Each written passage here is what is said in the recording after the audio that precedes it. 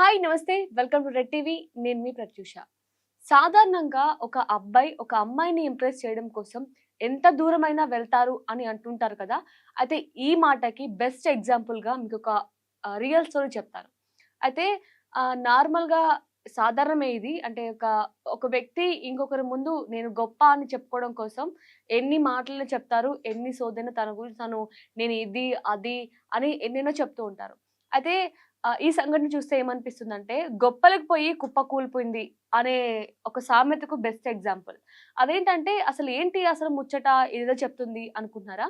హాంకాంగ్‌లో ఒక 23 సంవత్సరాల అబ్బాయి నేను ఒక పెద్ద లాయర్‌ని, ఒక పేరుగాంచిన లాయర్‌ని అంటూ కూడా ఒక అమ్మాయిని ఇంప్రెస్ చేయడం కోసం ఒక లగ్జరీ హోటల్‌కి తీసుకెళ్ళాడు. అయితే ఒక డేటింగ్ అనే పేరుతో తీసుకెళ్ళాడనమాట. సో, అక్కడికి వెళ్ళాక మంచిగా ఫుడ్ తిన్నారు. అక్కడ ఉన్న ఐటెమ్స్ అన్నీ ట్రై చేశారు. బానే ఉంది. అంతా అయిపోయింది. లాస్ట్‌కి బిల్లు చూసి అబ్బాయి పారిపోయాడు. అసలేంటి పారిపోయేంత బిల్ అంతగనం ఏమైంది అనుకుంటున్నారా? అయితే అంత బిల్ మొత్తము అంత ఫుడ్ తిన్నా సరే ఇంత బిల్ అవుతుందా అనిపిస్తుంది అందరికీ గూడా. సో, ఆ బిల్ అంతా దేనికంటే ఆహ్, షాంపైన్ బాటిల్ అని ఒక ఉంటుందనమాట. సో, అది దాదాపు 7,79,000 దానికే మొత్తం అయిపోయిందనమాట. సో, వాళ్ళకి తెలియకుండా వాడేదో గొప్పలు చెప్పుకుంటూ అవి ఆర్డర్ తీసుకురండి, ఇవి తీసుకురండి, అవి తీసుకురండి అంటూ మొత్తం ఫుడ్ మొత్తం ఎంజాయ్ చేశారు.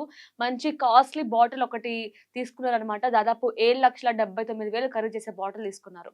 సో, నేను పెద్ద లాయర్‌ని అంటూ ఆ అమ్మాయిని మాటలతో ఇంకా మెప్పిచ్చి అంతా ఫుడ్ అంతా తినిపిచ్చి లాస్ట్‌కి బిల్లు చూడగానే ఆ అబ్బాయి పరారైపోయాడు. సో, వాడెళ్ళిపోగానే ఇంకా తప్పుద్దా? ఆ అమ్మాయి మీద భారం పడింది. సో, ఆ అమ్మాయే బిల్ పే చేసింది. ఫస్ట్ పే చేసినప్పుడు నార్మల్‌గానే ఉందంట. సో, అది తర్వాత ఆగస్ట్ 29న పోలీస్ కేస్ పెట్టిందనమాట హాంకాంగ్‌లోనే. ఇలా అబ్బాయి డేటింగ్ అని తీసుకెళ్ళి, ఇలా మొత్తం బిల్ నా దగ్గరే పే చేయించాడు అనే విధంగా ఆమె పోలీస్ కేస్ పెట్టిందనమాట. సో, ఆ పరారైన అబ్బాయిని గూడా పోలీసులు పట్టుకొని ఇప్పుడు ఇన్వెస్టిగేషన్ గూడా చేస్తున్నారు. అయితే ఈ ముచ్చట నుంచి మనం తెలుసుకోవాల్సిందేంటంటే, ఎంత వరకు గొప్పలు చెప్పుకోవాలో. దేనికైనా సరే కొన్ని లిమిట్స్ ఉంటాయి. సో, ఎంత మంచి అమ్మాయి అయినా సరే, అమ్మాయిననే కాదు నార్మల్‌గా నిజ జీవితంలో గూడా అబ్బాయైనా, అమ్మాయైనా సరే ఎవరైనా సరే మేము గొప్ప అనిపించుకోవడం కోసం పక్కన వాళ్ళ దగ్గర ఉన్నా లేకపోయినా సరే ఫోర్స్ కోసం లేనివి గూడా ఎక్కువ చెప్పుకుంటూ ఉంటాం. చెప్పుకోవడమే కాకుండా ఈ అబ్బాయి చేతల్లో గూడా చూపించాడు. లాస్ట్‌కి ఏం చేశాడు ఏం చేయించుకోలేక పరారైపోయాడు. ఇప్పుడు పోలీస్ కేస్ పడ్డది అతని మీద. సో, ఇన్వెస్టిగేషన్ గూడా నడుపుతున్నారు. సో, ఆ అబ్బాయికి దానికి తగ్గట్టు శిక్ష గూడా పడుతుంది తప్పకుండా. సో, అలాగే ఇప్పుడు ఈ సంఘటన నుంచి మనం నేర్చుకోవాల్సింది చాలానే ఉంది. సో, మనకి ఎంతుందో అంత స్తోమతలోనే ఉండడం నేర్చుకోవాలి.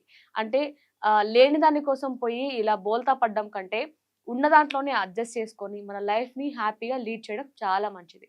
సో, పక్కన వాళ్ళు మెచ్చుకోవాలని చెప్పేసి లేనిది కూడా ఉన్నట్లు నేను నేను పెద్ద లాయర్‌ని, నేను పెద్ద డాక్టర్‌ని ఆర్ఎల్స్ ఇంకొకటో పెద్ద ధనవంతుడని చెప్పుకోవడం కంటే, నీకెంతుందో అంతే అంతలోనే హ్యాపీగా లైఫ్‌ని లీడ్ చేయాలి. సో, ఈ కేస్ గురించి మీకేమనిపిస్తుంది? అంటే ఆ అబ్బాయిని పోలీసులు ఇప్పుడు కస్టడీ గూడా తీసుకున్నారు. సో, ఆ అబ్బాయికి ఎలాంటి శిక్ష పడాలి?